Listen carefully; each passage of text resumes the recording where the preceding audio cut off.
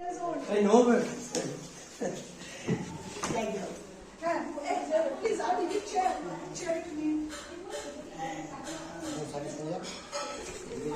বাবার বয়স 127 বছর 7 মাস, oldest man in the world. আমি জানি আমরা সুন্দর সপ্তাহ করার কথা ছিল। জন্মসূত্রে এক ভিখারি সন্তান। বাবার মা, বাবা আর দিদি দাঁড়ে দাঁড়ে ভিক্ষা করে খেতেন। বাবা এত দরিদ্র ছিল যে ওদের মানে পেট ভরতো না। 4 বছর বয়স পর্যন্ত বাবা হাতের মার খেয়ে বড় হয়েছে। 4 বছর বয়সে উনার মা বাবাকে একজন নবদ্বীপ নিবাসী বৈষ্ণব বাবাজির হাতে সমর্পণ করে দেন আর বাবা নবদ্বীপে চলে আসেন। বাবার জীবনটা শুরু হয় নবদ্বীপে। উনার গুরুর আশ্রয়ে বাবা বড় হন। 6 বছর বয়সে বাবা নিজের মা বাবা একই দিনে দেহ রাখেন আর একই চিতাতে দুজনকে দাহ করেন বাবা। মুখাগ্নি প্রথা বাবা স্বীকার করেন না, চরণে অগ্নি দেন। পরে বাবা নিজের গুরুদেবের কাছে চলে আসেন, দীক্ষা দেন। আর উনার গুরুদেব থেকে বাবা যা আধ্যাত্মিক সব বাবা উনার গুরুদেব থেকে শিখেছেন। উনি বলেন গুরু is greater than god. God may be able to give you certain thing you want in the world, but if you ask God for liberation, God has to come in the form of a guru to give you liberation from bondage of birth and death. জন্ম মৃত্যু বন্ধন থেকে ভগবান আমাদেরকে রক্ষা করতে পারবেন। গুরুই পারবেন, ভগবান গুরু হিসাবে আসেন। এই কথাটা বাবা বাড়িটা কেউ কিন্তু চ্যালেঞ্জ করতে পারবে না, এটা সত্য বাক্য। বুঝতে পারছেন? বাবা হচ্ছে আজীবন ব্রহ্মচর্য, কঠোর ব্রহ্মচর্য পালন।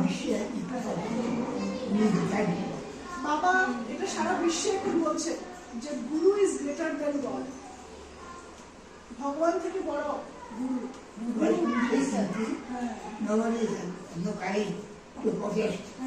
সবাই শুনছে কিন্তু কেউ প্রোটেস্ট করার সাহস নেই, কারণ এটাই তো চিরন্তন সত্য।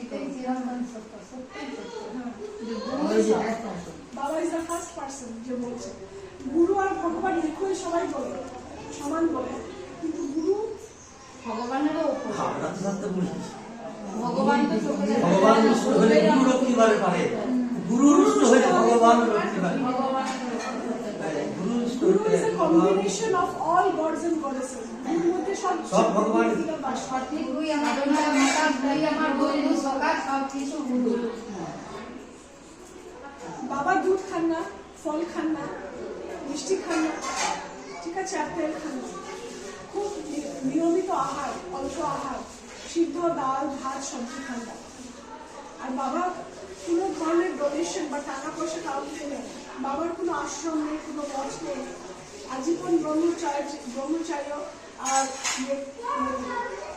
কাশিতে ওনার 2 BHK ফ্ল্যাট আছে, ওটাতে বাবা ওটাকে আমরা আশ্রম বলে বলি, কিন্তু বাবার সেরকম কোনো আশ্রম নেই, উনি কোনো ইয়ে করে।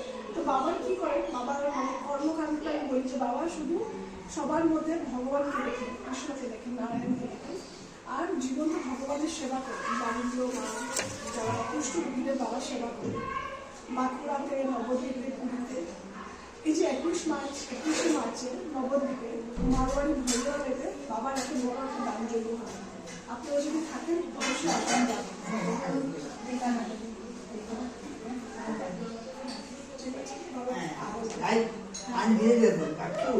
বাবার লাইফটা আনবিলিভেবল।